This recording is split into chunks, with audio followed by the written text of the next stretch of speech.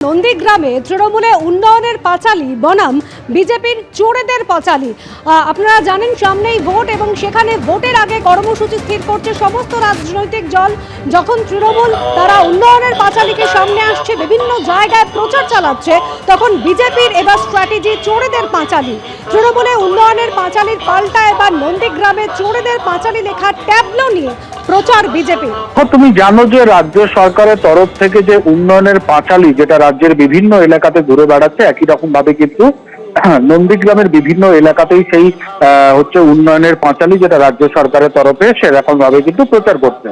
গতকালই রাজ্যের বিরোধী দলনেতা শুভেন্দু অধিকারী দাউদপুর থেকে তিনি যে একটি কর্মসূচিতে অংশ নিয়েছিলেন, সেখানে কিন্তু তিনি ঘোষণা করেছিলেন যে আগামীকাল অর্থাৎ আজ থেকে নন্দীগ্রামের বিভিন্ন এলাকাতে চোরেদের পাঁচালী করা হবে।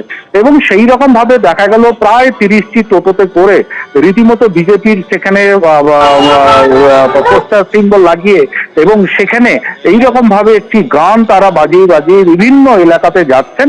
এবং যেটা বিজেপি কর্মীরা বলছেন যে রাজ্য সরকারের অর্থাৎ তৃণমূল সরকারের যেরকম ভাবে উন্নয়নের পাঁচালী, পাল্টা তারা কিন্তু এরকম ভাবে চোরেদের পাঁচালী এই নাম দিয়েই কিন্তু তারা বিভিন্ন এলাকাতে প্রচার করছেন। এবং তুমি জানো যে বেশ কয়েকদিন আগে নন্দীগ্রামের এই ভেকুটিয়া এলাকায় এই রাজ্য সরকারের যে উন্নয়নের পাঁচালী ট্যাবলো সেটা ভাঙচুরের অভিযোগ উঠেছিল বিজেপি কর্মীদের বিরুদ্ধে, এবং বাড়িতে গিয়ে একজনকে ধরপাকড় করা হয়। এবং সেই ধরপাকড়কে কেন্দ্র করে কিন্তু রাজ্যের বিরোধী দলনেতা শুভেন্দু অধিকারী রীতিমতো থানাতে গিয়ে তিনি বিক্ষোভ দেখিয়েছিলেন। তারপরে যেটা কার্যক্ষেত্রে দেখা গেল যে রাজ্য সরকারের উন্নয়নের পাঁচালীর পাশাপাশি বিজেপির তরফ থেকে কিন্তু চোরেদের পাঁচালী এরকম নাম শীর্ষক একটি ট্যাবলো যেটা নন্দীগ্রামের বিভিন্ন এলাকাতে কিন্তু ঘুরে বেড়াচ্ছে। একেবারে বিটন তৃণমূলে উন্নয়নের পাঁচালীকে এর আগেই কটাক্ষ করেছিলেন বিরোধী দলনেতা শুভেন্দু অধিকারী, আর এবার একেবারে ট্যাবলো নিয়ে প্রচার করছে বিজেপি।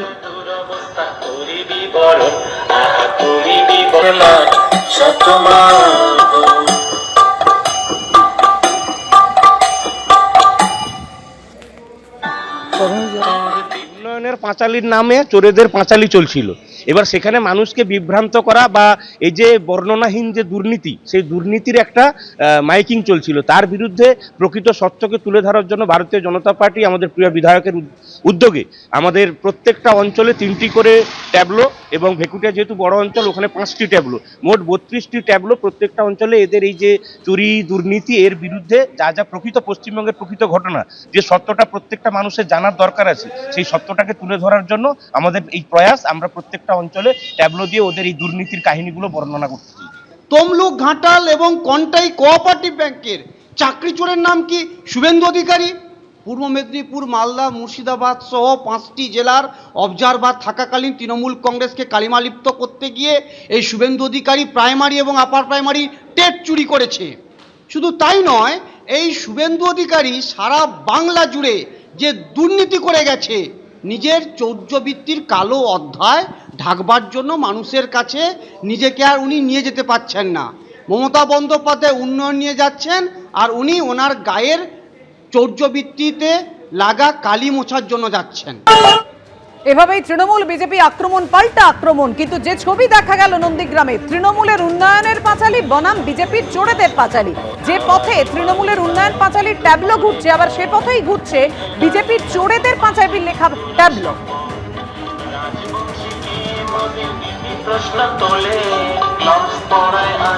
কি বলেছেন শুভেন্দু অধিকারী, শশী পাজাই বা কি বলেছেন? প্ল্যানিং করেছিলেন, বিভিন্ন ধাপে ধাপে প্ল্যানিং করেছিলেন। ভেবেছিলেন 2021-এ হেরে গেছি, কিন্তু তারপরে আর্থিক বঞ্চনা করবে, হ্যাঁ, তাতে যদি নত হয় বাংলা, হলো না।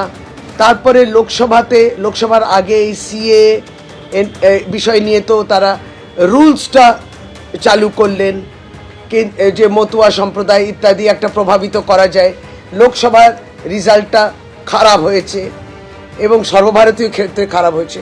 সংবিধান পাল্টানোর তাদের গেমটা, সেটা হলো না প্ল্যানটা। তারপর পরেই প্রত্যেকটি নির্বাচন, যেমন আগে নির্বাচনেও 8ম দফা নির্বাচন, ছড়িয়ে ছিটিয়ে নির্বাচন, কেন্দ্রীয় বাহিনী থাকবে, মানে পারলে বাড়ি বাড়ি চলে যাবে ভোটারের, অনেক রকম অস্ত্র, অনেক রকম চেষ্টার তারপরেও কিন্তু জেতেনি। এখনো ভাবলো SIR, এটা তো ওদের পরিকল্পিত প্ল্যান, সাস্টেন্ড প্ল্যানিং, কনস্পিরেসি, ষড়যন্ত্র। আর কেউ নেই ওদের সঙ্গে, কোনো মানুষ নেই, চোরেদের সঙ্গে কেউ নেই।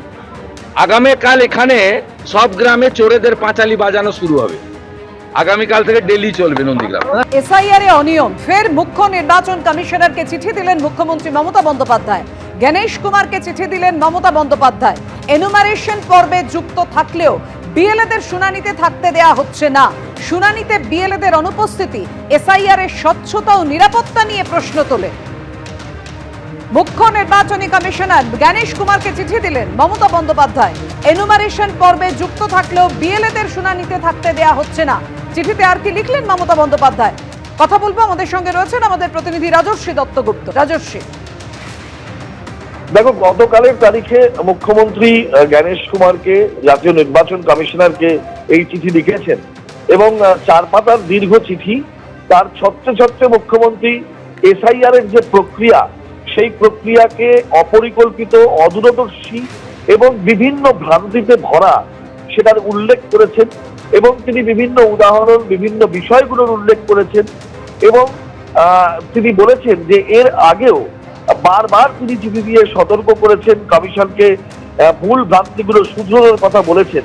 তিনি নভেম্বর মাসে চিঠি দিয়েছিলেন, তিনি ডিসেম্বর মাসে চিঠি দিয়েছিলেন, সেইগুলোরও উল্লেখ করে মনে করিয়ে দিয়েছেন এবং তারপরে তিনি লিখেছেন যে এই অনিয়ম, ভ্রান্তি, অপরিকল্পিত একটা দিশাহীন ব্যবস্থা, সেইগুলো যদি দ্রুত পদক্ষেপ না কমিশন করে, যদি না কারেকশন করে, তাহলে কিন্তু এই গোটা প্রক্রিয়াটা বিফল হবে, ব্যর্থ হবে এবং সেটা গণতান্ত্রিক ব্যবস্থার মধ্যে কিন্তু সেটা সমস্যাজনক।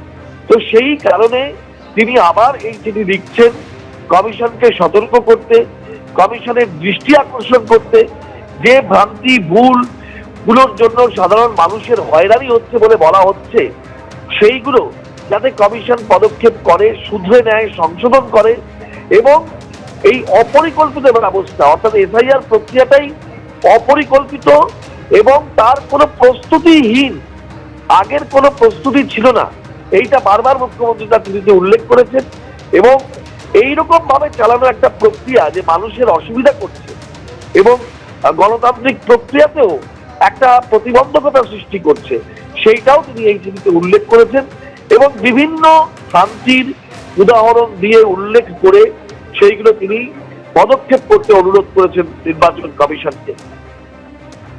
ধন্যবাদ তোমায়।